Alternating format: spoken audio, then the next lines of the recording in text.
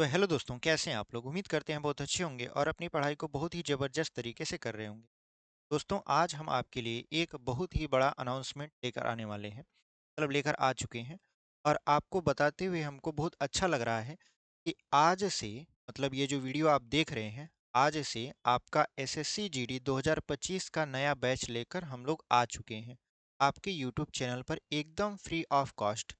वो बच्चे जो अभी पेपर नहीं दे रहे हैं, जैसे आप जानते हो फरवरी में एसएससी जीडी का एग्जाम है जो 2024 में फॉर्म भरा गया था, और जो 2025 में फॉर्म भरा जाएगा उसका एग्जाम होगा आपका दिसंबर या जनवरी या फरवरी में, मतलब 2026 मान लीजिए। ठीक है, तो उसके लिए आपको प्रॉपर तरीके से मैथ की तैयारी करनी होगी, और मैथ की तैयारी के लिए हमारा चैनल डेडिकेटेड है आपका एसएससी जीडी का पूरा तैयारी करवाने के लिए। हम इससे पहले भी आपका क्वेश्चन लेकर आते रहते थे, प्रैक्टिस सेट के माध्यम से क्वेश्चन को सॉल्व करवाते रहते थे, लेकिन प्रॉपर तरीके से हम पूरा का पूरा मैथ नहीं पढ़ाए थे स्पेशल एसएससी जीडी का। इसलिए हमने सोचा कि एक बैच ऐसा लाया जाए जिसमें केवल एसएससी जीडी के विद्यार्थियों को यानी स्टूडेंट्स को पूरा का पूरा मैथ बेसिक टू एडवांस सिखाया जाए। हालांकि आप जानते हो कि एसएससी जीडी में अंक गणित पूछता है, ठीक है। और अगर अभी आप देखें तो ग्रुप डी का फॉर्म आया हुआ है, ग्रुप डी में आपका अंक गणित और बीज गणित दोनों पूछता है। तो पहले हम लोग एसएससी जीडी का मैथ पूरा करेंगे यानी पूरा अंक गणित। उसके बाद अगर समय बचेगा तो इसी बैच में हम लोग जोड़ देंगे आपका बीज गणित। ठीक है, उम्मीद करते हैं आपको हमारी बातें बहुत ही पसंद आई होंगी और समझ आया होगा कि इस चैनल पर आगे आने वाले समय में किस तरीके की वीडियोज मिलने वाली हैं। तो आज हम लोग एसएससी जीडी की पहली क्लास को शुरू करने वाले हैं। एकदम जोश और उमंग के साथ आप जुड़ जाइए, और चैनल पर नए हैं तो चैनल को सब्सक्राइब कर लीजिए, क्योंकि अभी हमारा कोई एप्लीकेशन नहीं है जहां पर हम अपनी बैच को लेकर आए हैं। ठीक है, यहाँ पर हम सोच रहे हैं कि पूरा का पूरा मैथ पहले यूट्यूब पर पढ़ा दे, उसके बाद बच्चे समझ पाएँ कि हाँ, मैथ जो हम पढ़ा रहे हैं वो उनको अच्छा लग रहा है कि नहीं लग रहा है। उसके बाद फिर हम लोग आगे का सोचेंगे, ठीक है? तो फिलहाल हम लोग पूरा का पूरा क्लासेस यूट्यूब पर ही डालेंगे, और आप चैनल को सब्सक्राइब कर लीजिएगा। वीडियो पसंद आएगा तो लाइक कर दीजिएगा, और अपने दोस्तों तक, उन दोस्तों तक जो अभी 12th पास आउट हुए हैं या 12th का एग्जाम देकर पास आउट होंगे, उनके पास ज़रूर शेयर करिएगा।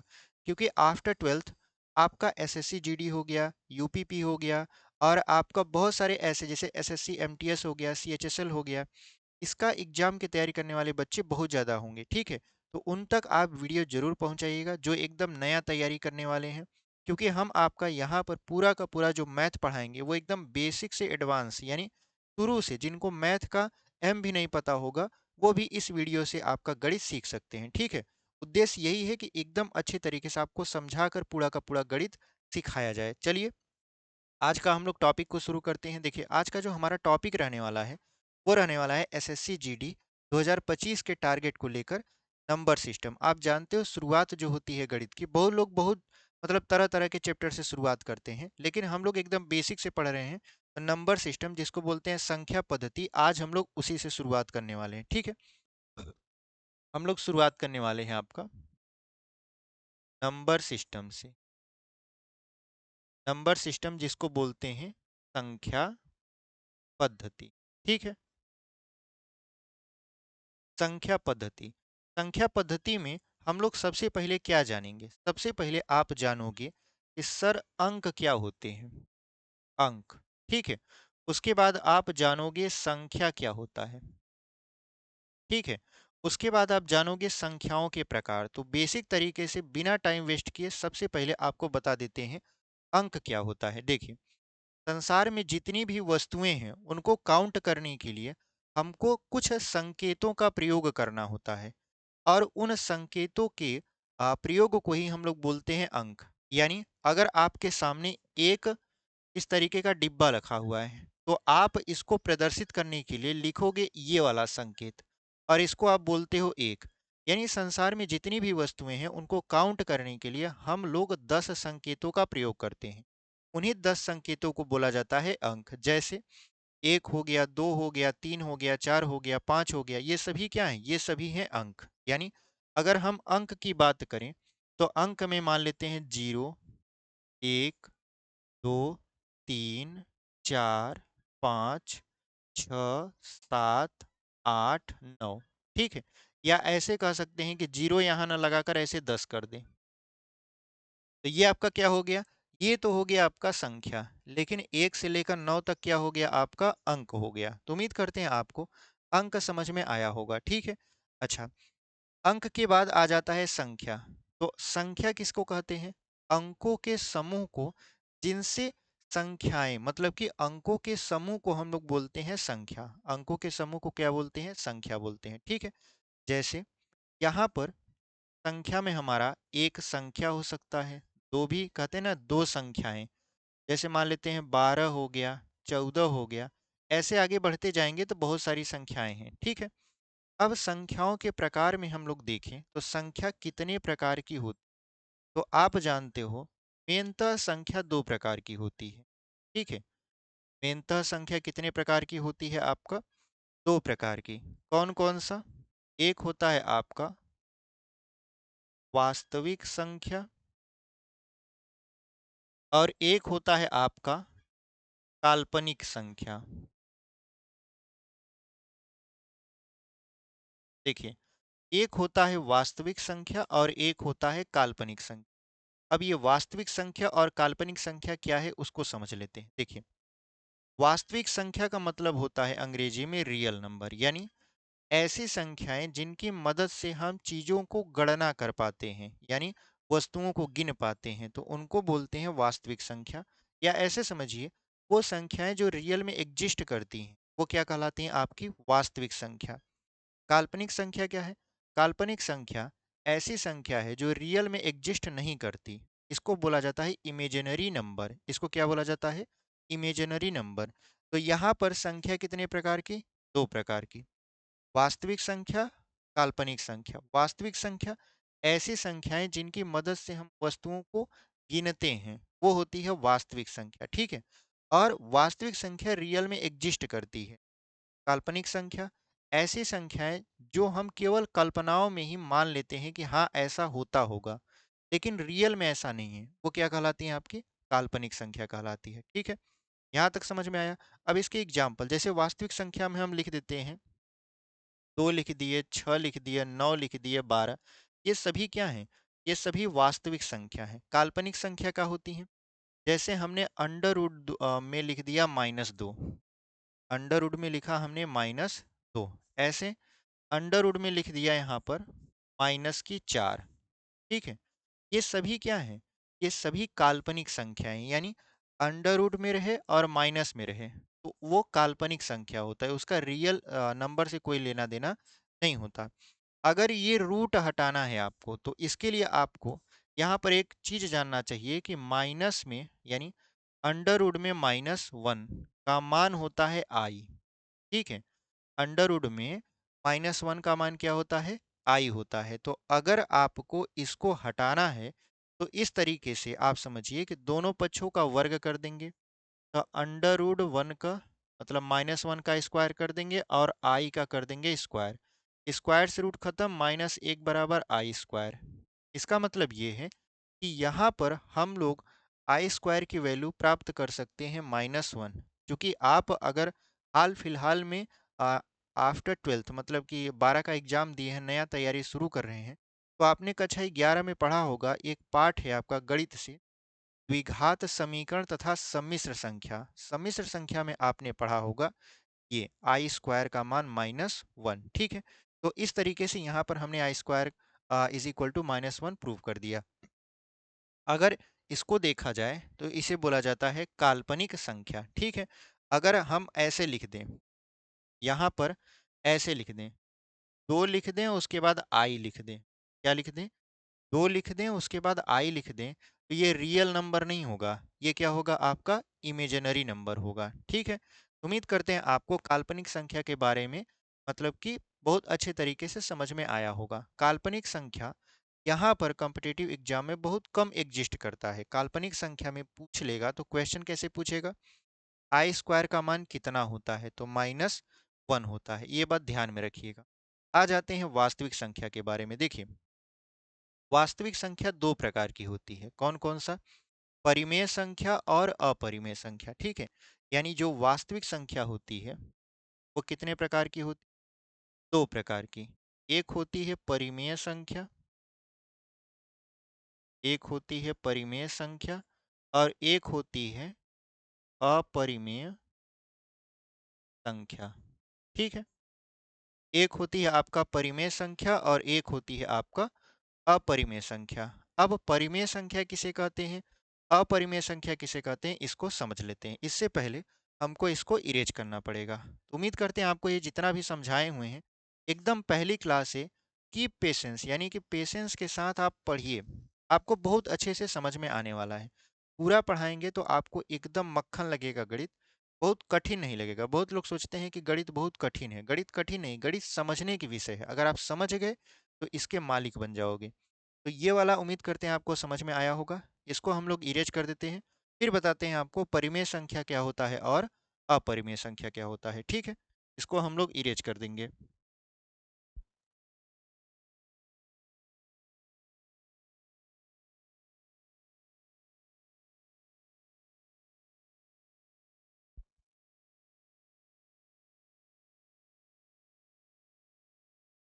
देखिए, यहाँ पर हम लोग पढ़ने वाले हैं आपका एक तरीके से, तो माइक को थोड़ा ठीक कर लेते हैं। ठीक है, बार बार फिसला जा रहा है। यहाँ पर हम लोग पढ़ने वाले हैं परिमेय संख्या। परिमेय संख्या, संख्या वास्तविक संख्या दो तरीके का, कौन कौन, परिमेय संख्या और अपरिमेय संख्या। तो परिमेय संख्या क्या है उसके बारे में थोड़ा समझ लेते हैं। ठीक है, देखिए परिमेय संख्या क्या होता है। यहाँ पर वह संख्या, वह संख्या जो p बटा q के रूप में, q के रूप में लिखा जाता है। ठीक है, लिखा यहाँ पर लिख देते हैं जाता है, जहाँ q is not equal to zero, परिमेय संख्या कहलाता है। क्या कहलाता है आपका, परिमेय संख्या कहलाता है। समझ आया, परिमेय संख्या किसे कहते हैं, वह संख्या जो p बटा q के रूप में लिखा जाता है और जहां q is not equal to zero, परिमेय संख्या कहलाता है।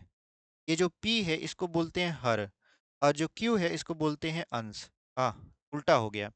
जो p है उसको बोलते हैं अंश और जो q है उसको बोलते हैं हर, और जो ये बीच वाला है उसको बोलते हैं बटा। ठीक है, तो यहाँ पर इसका जो हर है वो जीरो नहीं होना चाहिए।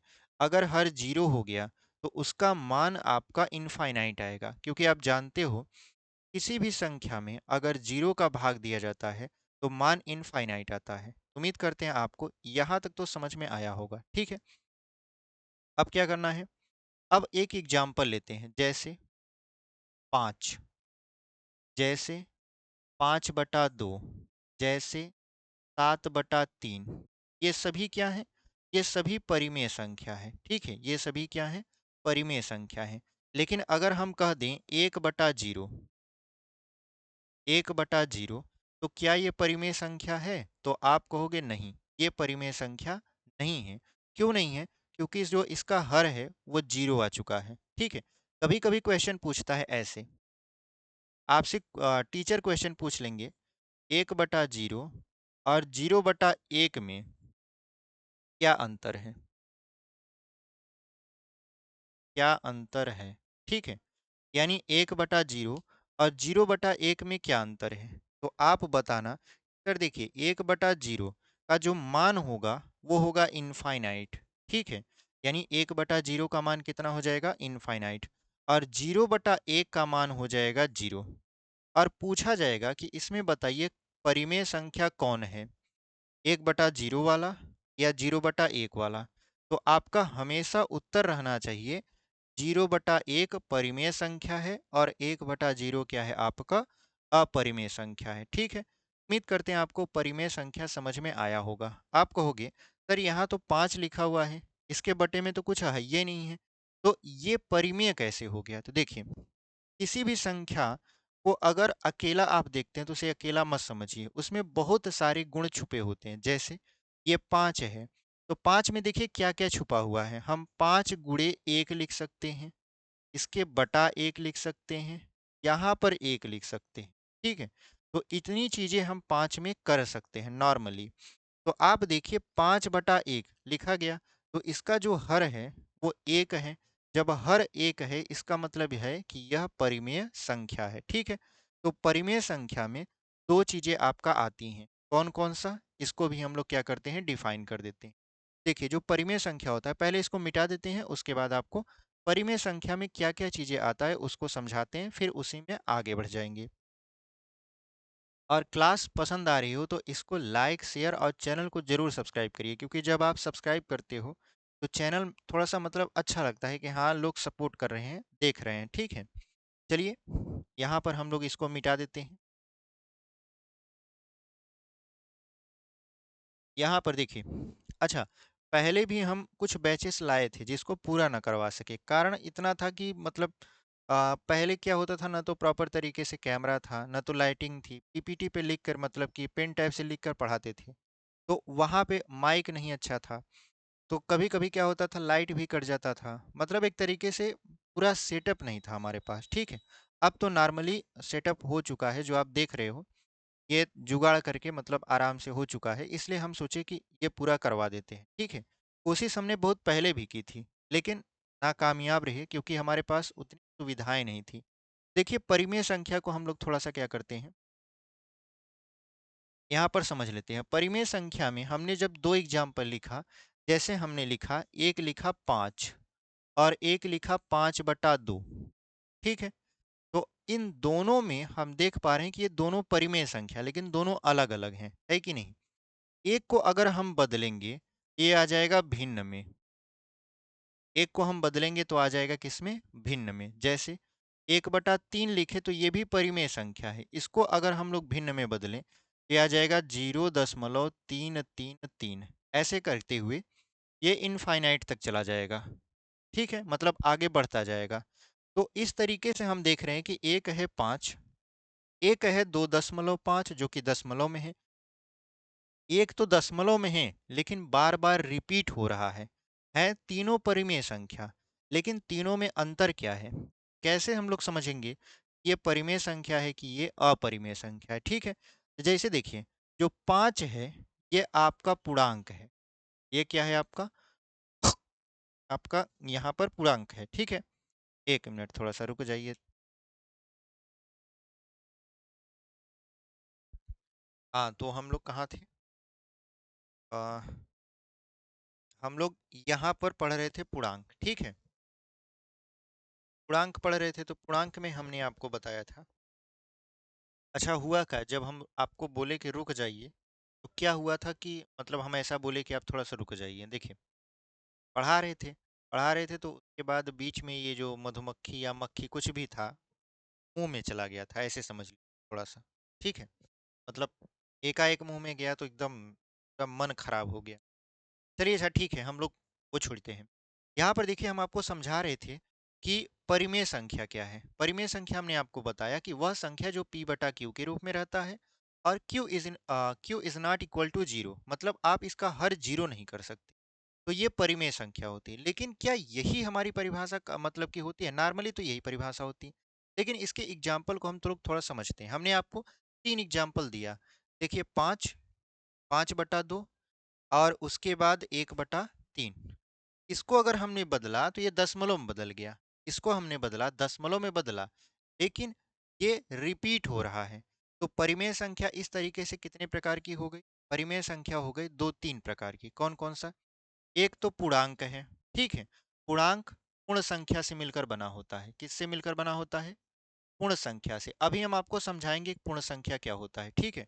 उसके बाद दूसरा मिलकर बना दशमलव से, दशमलव संख्या से,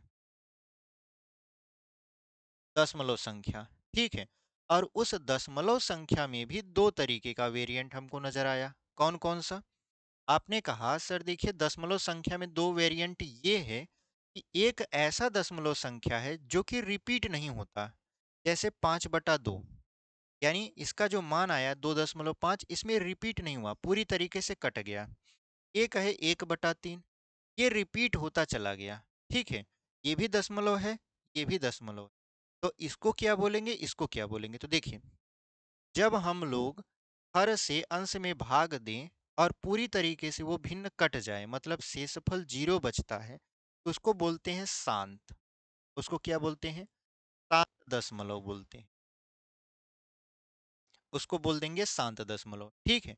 लेकिन अगर हम हर से अंश में भाग दे रहे हैं और भाग देने के उपरांत हमारा जो शेषफल है उसका अंत ही ना हो, मतलब शेषफल हर बार बचता जाए, तो वो संख्या रिपीट होने लगती है। जैसे यहाँ पे देखिए 0.33, मतलब तीन तीन तीन तीन आता चला जा रहा है, तो जो तीन है वो रिपीट हो रहा है।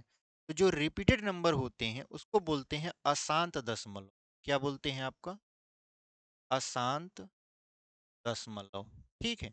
हालांकि एक चैप्टर ये आपका दशमलव भिन्न का, जब हम लोग उसको पढ़ेंगे बहुत अच्छे तरीके से इन चीज़ों को डिस्कस करेंगे। वहाँ पे उसका जोड़ घटाना गुणा भाग यही पूछता है, हम लोग तो सॉल्व करेंगे। लेकिन वहाँ पे फिलहाल हम लोग यहाँ पे फोकस करते हैं। हमने आपको बताया कि देखिए सर, परिमेय संख्या में दो तरीके का वेरिएंट हमको नजर आया। कौन कौन सा? पहला पूर्णांक हो सकता है जो कि पूर्ण संख्या से मिलकर बना है, और दूसरा है दशमलव संख्या हो सकता है। तो दशमलव संख्या में भी दो वेरिएंट, एक शांत दशमलव, एक अशांत दशमलव। शांत दशमलव कौन सा? जो पूरी तरीके से काट दे अपने अंश को। जैसे दो पूरी तरीके से पांच को विभाजित कर दे रहा था, इसमें शेषफल 0 बच रहा था। लेकिन जो अपने अंश को पूरी तरीके से विभाजित ना करे, मतलब कि ना काटे, और संख्या बार बार रिपीट हो, तो उसे बोला जाता है आपका अशांत दशमलव प्रसार। कैसे पहचानेंगे कौन शांत है कौन अशांत है? तो यहाँ पर अगर हर में, यानी जैसे यहाँ देख रहे हैं, अगर भिन्न के हर में दो या पांच आ जाए, या केवल दो, या केवल पांच, या दोनों आ जाए, तो वो आपका शांत होता है। वो क्या होता है? आपका शांत होता है। लेकिन अगर आपका जो हर है उसमें दो या पांच के अलावा कोई तीसरी संख्या आ जाती है, जैसे तीन आ जाए, जैसे आपका नौ आ जाए, ठीक है, जैसे आपका मान लेते हैं पांच के साथ सात आ जाए, तो ऐसे में माना जाता है कि उसका जो दशमलव प्रसार होगा वो अशांत होगा, वो शांत नहीं होगा। तो उम्मीद करते हैं आपको यहाँ तक समझ में आया है। यानी ये है परिमेय संख्या, और इसके कितने प्रकार हैं आपको बता दिए। यहाँ पे जो पूर्णांक या पूर्ण संख्या है इसके बारे में अभी हम आगे चर्चा करेंगे, ठीक है।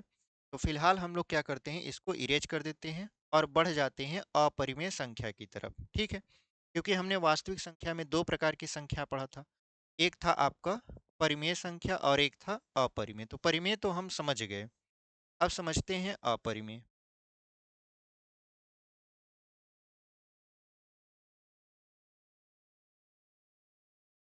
अच्छा देखिए, आपके मन में सवाल एक और उठ रहा होगा कि सर इसका पीडीएफ कहाँ मिलेगा? जैसे ये जो क्लासेस हो रही हैं इसका पीडीएफ कहाँ मिलेगा? ये भी आप प्रोवाइड कराएंगे? तो देखिए, उन सवालों का हम पीडीएफ दे पाएंगे जिनको हम बगल में मतलब इस तरीके से जैसे यहाँ पर है, क्वेश्चन शो होगा और उसको हम लोग इस वाइट बोर्ड पर सॉल्व करेंगे। अगर ये डिजिटल बोर्ड होता, मतलब ये वाइट बोर्ड ना होता, डिजिटल बोर्ड होता, तो जितनी चीज़ें हम लिखे थे वो पूरा का पूरा एज अ पीडीएफ में कन्वर्ट करके आपको दे देते। बट ऐसा है नहीं, ठीक है। आप जानते हो ये वाइट बोर्ड है और वाइट बोर्ड पर जो चीज़ें लिखी जाती है उसको मिटा देंगे तो उसको पीडीएफ में कन्वर्ट आप नहीं कर सकते। इस वजह से इसका पीडीएफ आपको नहीं दे पाएंगे। बाकी सारे जो क्वेश्चन हम सॉल्व करवाएंगे उसका पीडीएफ आपको प्रोवाइड कराएंगे, ठीक है। उसके लिए हम आगे आने वाले समय में एक टेलीग्राम चैनल आपका मतलब कि बना के डिस्क्रिप्शन में दे देंगे, और आप वहाँ से पीडीएफ ले लीजिएगा, ठीक है। जब वो करेंगे तो आपको ज़रूर सूचना देंगे। ऐसे नहीं कि टेलीग्राम पे लगा तो दिए लेकिन आपको बताए ही नहीं, या बता दिए और आपका वहाँ पे दिए ही नहीं, ठीक है। जब क्वेश्चन सॉल्व करवाएंगे तो पूरा का पूरा वहाँ पर आपको बता के पूरी तरीके से दे दिया जाएगा। चलिए, हम लोग यहाँ पर बात करने वाले हैं आपका अपरिमेय संख्या का। क्या बात करने वाले हैं? अपरिमेय संख्या। अपरिमेय संख्या की परिभाषा क्या होती है? वह संख्या जो p बटा q के रूप में नहीं लिखी जाती, नहीं लिखी जाती, ठीक है। और या जहाँ q बराबर 0 हो जाता है, हो जाता है, अपरिमेय संख्या कहलाती है। अपरिमेय संख्या कहलाती है। ठीक है। क्या कहलाती है आपका? अपरिमेय संख्या कहलाती है, यानी ऐसी संख्याएं जिन्हें हम लोग p बटा क्यू के रूप में तो नहीं लिख सकते, और अगर लिख भी दिए तो उसका हर जो होगा वो जीरो हो जाएगा। इस तरीके की संख्या को हम लोग बोलते हैं अपरिमेय संख्या। ठीक है। जैसे जैसे अंडर वुड में 2, जैसे अंडर वुड में 3, जैसे अंडरवुड में 5। ये सभी क्या है? ये सभी आपका है अपरिमेय संख्या। ठीक है। यानी ये सभी क्या है? अपरिमेय संख्या। तो आपके मन में सवाल आएगा, क्या अंडरवुड 4 भी अपरिमेय संख्या है? आप तो रूट में लिखते चले जा रहे हैं, तो क्या अंडरवुड 4 भी अपरिमेय संख्या है? तो नहीं, ये आपका परिमेय संख्या है। अपरिमेय संख्या वह संख्या होती है जो कि अक्सर रूट में रहती है और उनका वर्गमूल आपका निकल नहीं पाता। ठीक है। निकलने से मतलब अभी हम आपको समझाएंगे कि कैसे ये अंडर रूट 2 अपरिमेय हो। तो 4 का तो वर्गमूल निकल जाएगा, 4 का वर्गमूल निकल जाएगा 2। ऐसे क्या 25 अपरिमेय संख्या है? मतलब अंडर रूट में 25 अपरिमेय संख्या है? तो नहीं, ये भी क्या है आपका? परिमेय संख्या है, क्योंकि 25 का वर्गमूल निकल सकता है 5। ठीक है। आप कहोगे सर हाई गलती लिखा है। 4 का वर्गमूल आप प्लस माइनस 2 लिख दीजिए, और 5 का वर्गमूल आप प्लस माइनस 5 लिख दीजिए, तब जाके क्या होगा? सही होगा। ठीक है। तो चलिए, यहाँ तक तो हम समझ चुके हैं। अच्छा, under root 2, under root 3, under root 5 ये सभी अपरिमेय संख्या क्यों? ठीक है। अपरिमेय संख्या इसलिए हैं तब जब इनका हम लोग वर्गमूल निकालते हैं, जो वर्गमूल आता है वो शांत न होकर अशांत अनावर्ती होता है। ठीक है। एक होता है देखिए शांत आवर्ती, एक होता है अशांत आवर्ती, और एक होता है आपका अशांत अनावर्ती। अनावर्ती का मतलब देखिए, तीनों चीज का मतलब समझिए। एक होता है शांत आवर्ती, ठीक है, एक होता है अशांत अनावर्ती, एक होता है आपका अशांत आवर्ती। अब तीनों का मतलब क्या होता है ऐसे समझ। शांत का मतलब होता है वो पूरी तरीके से कट जाएगा, संख्या रिपीट नहीं होगी। ठीक है। दूसरा आपका अशांत, अशांत का मतलब वो पूरी तरीके से कटेगा नहीं, और संख्या रिपीट होगी, लेकिन आपका एक या दो संख्या रिपीट नहीं होकर बहुत सारी संख्याएं रिपीट होने लगेंगी। जैसे एक एग्जांपल लेते हैं, मान लेते हैं हमने लिखा 1.238। ठीक है, ऐसे लिख दिया। उसके बाद यहाँ लिख दिया 76325।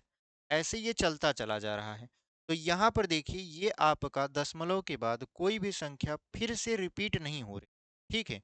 या रिपीट हो रही, जैसे मान लेते हैं यहाँ पर 5 लिख दी, यहाँ पर 5 है, तो रिपीट हो रही है, तो एक क्रम के बाद रिपीट नहीं हो रही।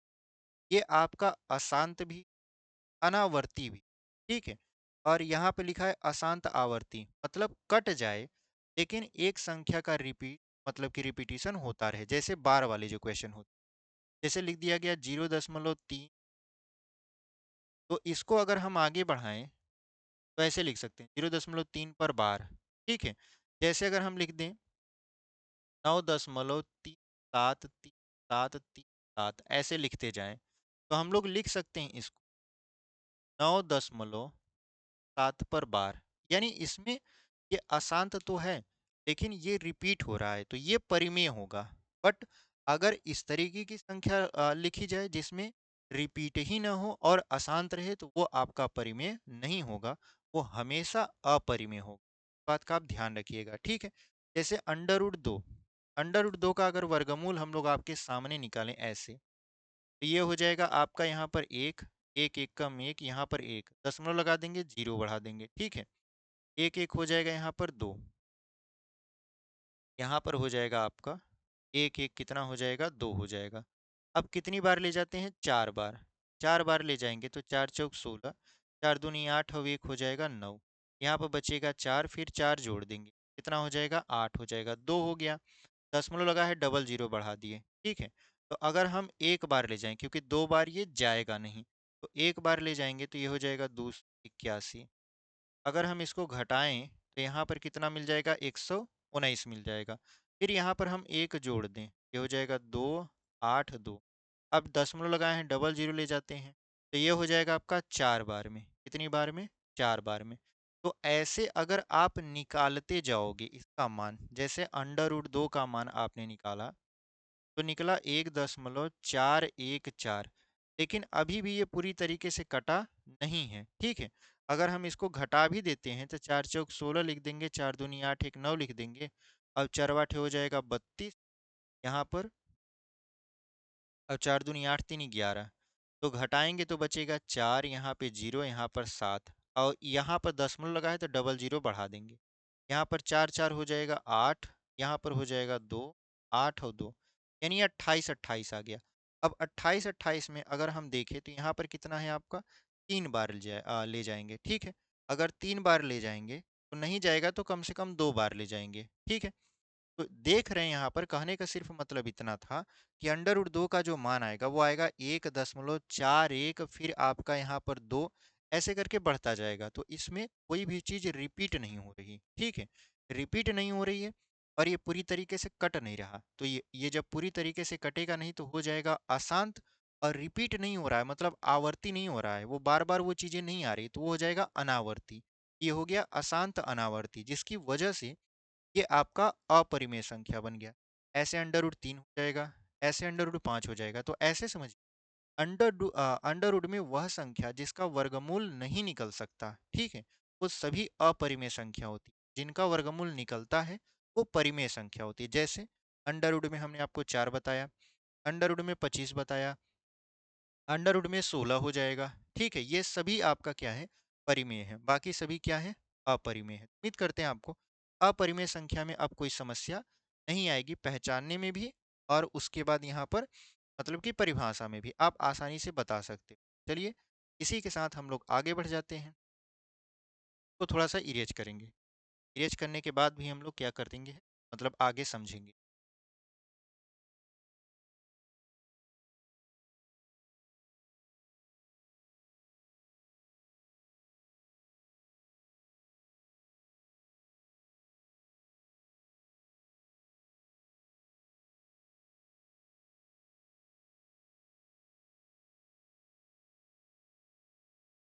चलिए, अब हम लोग क्या समझेंगे, अब हम लोग समझेंगे प्राकृतिक संख्या। प्राकृतिक संख्या क्या होता है, अंग्रेजी में बोले तो नेचुरल नंबर। अब ये प्राकृतिक संख्या क्या है, देखिए, प्राकृतिक संख्या, प्राकृतिक संख्या किसे कहते हैं, देखिए, प्राकृतिक संख्या की परिभाषा इस तरीके से वह संख्या जिसकी मदद से संसार में स्थित हम वस्तुओं को गिनते हैं, प्राकृतिक संख्या कहलाती है। यानी वह संख्या जिनकी मदद से संसार में स्थित वस्तुओं को गिनते हैं। जैसे ये माइक लगा हुआ है तो ये एक माइक है, तो हमने एक बोला, तो ये आपका एक तरीके का नंबर है, ठीक है, प्राकृतिक संख्या है। और वैसे अगर बताएं तो वैसे आप कह सकते हो, 1 से लेकर 9 तक की संख्या को, 9 तक की संख्या प्राकृतिक संख्या कहलाती है। क्या कहलाएगी, प्राकृतिक संख्या कहलाएगी, ठीक है, संख्या कहलाती है। ये क्या कहलाती है, आपकी प्राकृतिक संख्या। कितने से कितने तक का, 1 से लेकर 9 तक, जिसमें 1 2 3 4 5 6 7 8 9 आ जाएगा। यहाँ तक की संख्या क्या कहलाएगी, आपका प्राकृतिक संख्या, नेचुरल नंबर कहलाती है, ठीक है। तो ये तो हो गया प्राकृतिक संख्या। इसको प्रदर्शित किससे करते हैं, मतलब इसके समुच्चय को, यानी कि जो प्राकृतिक संख्या होता है, प्राकृतिक संख्या के समुच्चय को किससे प्रदर्शित करते हैं, तो इसको यन से प्रदर्शित करते हैं। यन से, यन मतलब नेचुरल नंबर, ठीक है।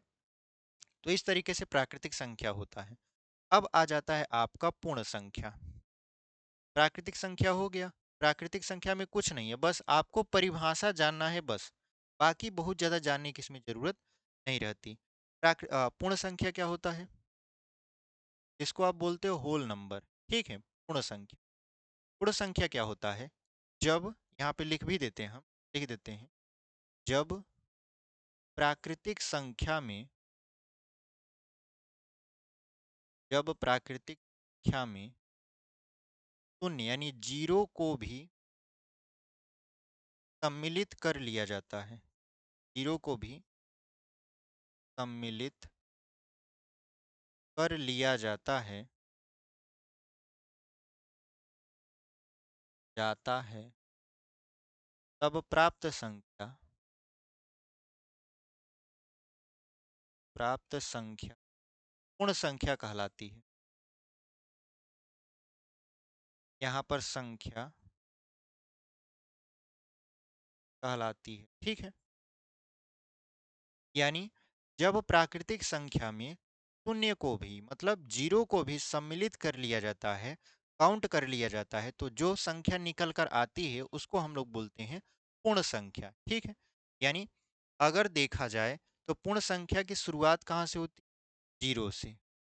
जीरो हो जाएगा, एक हो जाएगा, दो हो जाएगा, तीन हो जाएगा, चार हो जाएगा, पाँच, छः, सात, आठ और नौ।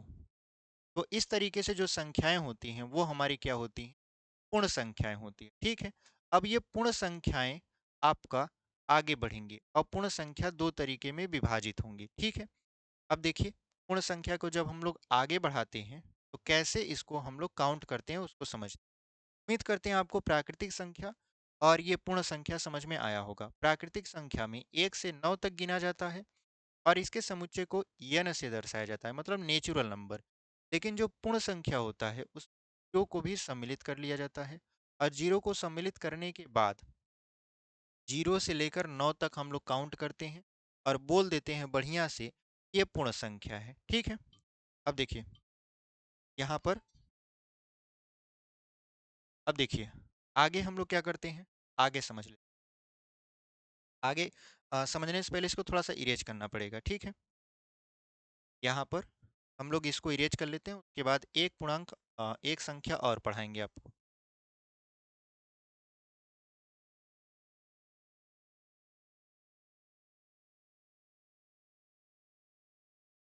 अब देखिए, अब यहाँ पर आ जाता है आपका पूर्णांक। पूर्ण संख्या पढ़ने के बाद आप क्या पढ़ोगे? पूर्णांक पढ़ोगे, ठीक है। यानी पूर्णांक क्या होता है?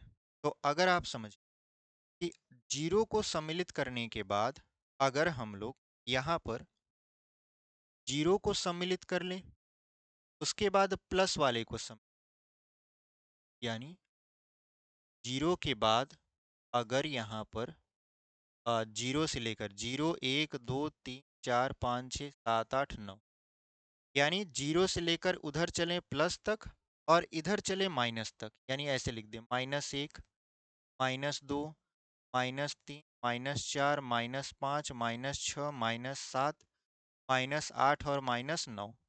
अगर हम लोग जीरो पर खड़े होकर इधर प्लस की तरफ भी देखें और माइनस की तरफ भी देखें और इन दोनों को मिला दें, यानी प्लस संख्या भी काउंट कर लें और माइनस संख्या भी काउंट कर लें और उसमें जीरो भी सम्मिलित कर लें, ठीक है। यानी धनात्मक संख्या, ऋणात्मक संख्या और जीरो को सम्मिलित रूप से बोला जाता है पूर्णांक, ठीक है। सम्मिलित रूप से उसे क्या बोला जाता है? पूर्णांक बोला जाता है। यानी जीरो से बाएं तरफ, अगर जीरो से बाएं तरफ चलते हैं तो ऋणात्मक संख्या मिलती है और जीरो से दाहिने तरफ चलते हैं तो धनात्मक संख्या मिलती है। तो परिभाषा क्या बनेगा? धनात्मक संख्या, ऋणात्मक संख्या तथा जीरो को सम्मिलित करने पर जो संख्या निकल कर आती है उसी को बोला जाता है पूर्णांक संख्या। उम्मीद करते हैं आपको पूर्णांक संख्या बहुत अच्छे तरीके से समझ में आया होगा। पूर्णांक संख्या इंटीजर्स बोला जाता है इसको, पूर्णांक संख्या, ठीक है। अब यहाँ पर होगा क्या, आप देख रहे हो कि जो ये ऋण वाली संख्या है और जो ये धन वाली संख्या है और जो ये जीरो है, इसका काम क्या है? तो देखिए अगर हम लोग पूर्णांक को बांटे तरीके से, यहाँ पर बांट देते हैं पूर्णांक संख्या को दो भागों में हम लोग बांटते हैं। कितने भागों में बांटेंगे? दो भागों में।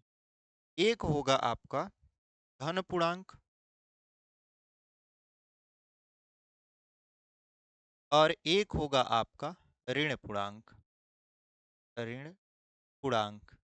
ठीक है, एक होगा आपका धन पूर्णांक और एक होगा आपका ऋण पूर्णांक।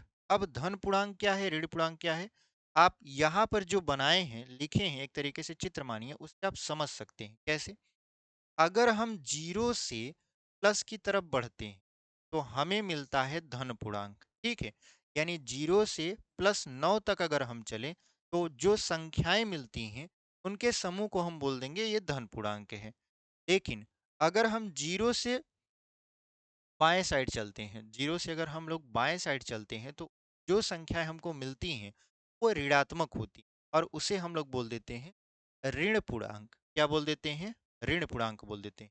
इसको तो हम लोग आई से दर्शाते हैं, किससे दर्शाते हैं, आई से, इंटीजर बोलते हैं अंग्रेजी में इसको। और धन पूर्णांक को दर्शाते हैं आई प्लस से दर्शाते हैं, आई प्लस से।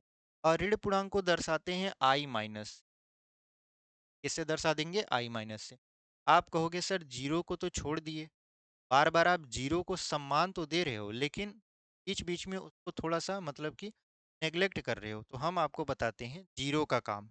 देखिए, जीरो को अगर कहा जाए, पूछ लिया जाए, मतलब एक क्वेश्चन दे दिया जाए कि जीरो है धनात्मक पूर्णांक, ऋणात्मक पूर्णांक, दोनों या इनमें से कोई नहीं, तो आपका जवाब होगा इनमें से कोई नहीं। ठीक है, यानी जीरो को न तो धन संख्या माना जाता है न तो ऋण माना जाता है। लेकिन एक तरीका ऐसा है जिसमें आप कहोगे सर इसको धन पूर्णांक माना जाता है। कैसे, जब आप पूर्ण संख्या पढ़ रहे थे, जब आप क्या पढ़ रहे थे, पूर्ण संख्या पढ़ रहे थे, पूर्ण संख्या पढ़ रहे थे, तो उसमें आपने कहा था सर जीरो से लेकर 9 तक की संख्या को पूर्ण संख्या बोला जाता है। ठीक है, जीरो से लेकर 9 तक की संख्या को क्या बोला जाता है, पूर्ण संख्या बोला जाता है। और यहाँ पर अगर आप देखो, जो सम संख्या होती है, जो विषम संख्या होती है, विषम संख्या और सम संख्या को जब हम आपको बताएंगे, वहां पे बताएंगे कि विषम संख्या में जो बंडल बनते हैं उसमें एक अंक हमेशा छूट जाता है, सम संख्या में पूरा का पूरा बंडल बन जाता है। जैसे अगर आप यहाँ पर देखें, तो यहाँ पर अगर हम देखें तो जीरो से दो, ठीक है, जीरो से कहाँ चल गए, दो, दो से चल गए चार, चार से छः, छः से आठ, ये बंडल बनता चला जा रहा है, यानी ये आपका सम संख्या का निशानी है। लेकिन अगर हम विषम संख्या की बात करें तो जैसे देखिए, यहाँ पर है आपका कितना, एक से लेकर तीन, फिर तीन से लेकर पाँच, फिर पाँच से लेकर सात, सात से लेकर नौ। और अगर ऋणात्मक में जाएं तो एक से लेकर आप कहाँ पर आओगे, एक से लेकर आओगे आप -1 पर, है कि नहीं है। तो एक से लेकर जब आप -1 पर आओगे तो इसमें जीरो आया नहीं, इसका मतलब जीरो किस में आ रहा है, प्लस वाले में। तो जीरो धनात्मक उस कंडीशन में मानेंगे। हालांकि यहाँ पर जो ऑप्शन आपका होगा कि जीरो है, तो आप कहोगे कि जीरो ना तो धनात्मक संख्या माने जाती है ना तो ऋणात्मक। ठीक है, संख्याएं में दो तरीके का संख्या भी होता है, एक होता है सार्थक, एक होता है असार्थक। असार्थक में जीरो को हमेशा सम्मिलित किया जाता है, बात को ध्यान में रखिएगा। तो यहाँ पर हमने आपको बताया, देखिए पूर्णांक संख्या दो तरीके की, पूर्णांक संख्या किसे कहते हैं हमने आपको परिभाषा बताया, जीरो से प्लस की तरफ और जीरो से माइनस की तरफ की संख्याओं को आपस में सम्मिलित कर लें और जीरो को भी काउंट कर लें तो बोला जाता है कि ये पूर्णांक संख्या है। ठीक है, हमने आपको यहाँ पर अंक लिखकर मान मान लेते हैं, एक तरीके से चित्र लिखकर आपको बता दिया। उसके बाद पूर्णांक संख्या यहाँ पर धनात्मक और ऋणात्मक प्रकृति के आधार पर दो हुई। अगर हम जीरो से प्लस की तरफ चलते हैं तो बोल देते हैं वो धन पूर्णांक है, और जीरो से अगर ऋण की तरफ चलते हैं तो बोल देते हैं वो ऋण पूर्णांक है। ठीक है, दर्शाते किससे हैं, एक को दर्शाते हैं आई प्लस से, एक को दर्शाते हैं आई माइनस से। फिर जीरो है क्या, जीरो ना तो धनात्मक है ना तो ऋणात्मक है। ठीक है, तो इस तरीके से हमने आज की इस वीडियो में आपका पूरा का पूरा ये समझा कि संख्या क्या है, संख्या के प्रकार क्या है, परिमेय संख्या क्या था, अपरिमेय संख्या क्या था, प्राकृतिक संख्या, पूर्णांक, पूर्ण संख्या, यहाँ तक इस वीडियो में हम आपको समझा चुके हैं। ठीक है, आगे आने वाली वीडियो में, कल की वीडियो में हम लोग इसके आगे के चैप्टर को डिस्कस करें, और आगे आने वाले समय में रोज एक वीडियो के माध्यम से हम पूरा का पूरा आपका सिलेबस टाइम से ख़त्म करवा देंगे। ठीक है, तो इसी के साथ मिलते हैं एक अगले वीडियो में, तब तक के लिए धन्यवाद। वीडियो पसंद आई है तो चैनल को जरूर सब्सक्राइब करिए, वीडियो को लाइक करिए, अपने दोस्तों तक भी इसे शेयर करिए, शेयर करना तो बिल्कुल मत। ठीक है, चलिए हम लोग कल की वीडियो में आपसे मिलते हैं। ये पहली वीडियो थी, कैसी लगी कमेंट करके आप जरूर बताइएगा ताकि हमको आगे अंदाज़ा लग सके हाँ, आपको वीडियो पसंद आ रही है कि नहीं आ रही है, ठीक है? और हम और मेहनत करें आपके लिए और अच्छे-अच्छे कंटेंट इसमें इंक्लूड कर दें, ठीक है? तो चलिए मिलते हैं कल की वीडियो में, तब तक के लिए धन्यवाद। ऐसे ही पढ़ाई करते रहिए।